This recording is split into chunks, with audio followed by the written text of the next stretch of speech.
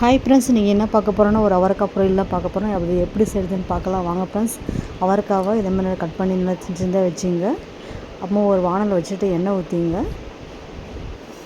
கடுகு போட்டுங்க, கொஞ்சம் ஜீரகம் போட்டுங்க, கறிவேப்பிலை போட்டுங்க, கட் பண்ணி வச்ச வெங்காயம் போட்டுங்க, அப்புறம் பாதி தக்காளி போட்டுங்க, அம்மா கட் பண்ணி வச்ச அவரைக்காவில் சேர்த்துங்க, நல்லா கலக்கி விடுங்க. அப்புறம் ஒரு மூடி போட்டு மூடி வச்சுருங்க. தண்ணியெலாம் எதுவும் ஊற்ற வேணாம். ஃபஸ்ட்டு இந்த ஆவிலேயாகட்டும் கேப் போட்டு மூடி வச்சுடுங்க. பாருங்கள், நல்லா அந்த ஆவிலே பாதி வந்துருச்சு. இந்த டைமில் என்ன பண்ணுங்க, கொஞ்சம் உப்பு சேர்த்துங்க, நம்ம வீட்டு மிளகாத்தூள் சேர்த்துங்க,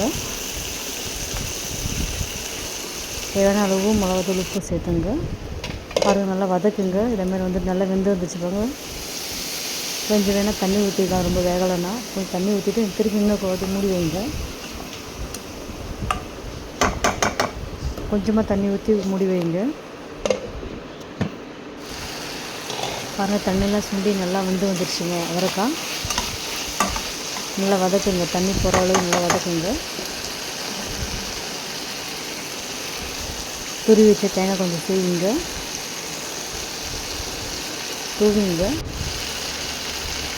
கொத்தமல்லி கொஞ்சம் போட்டுங்க, நல்லா வதக்குங்க.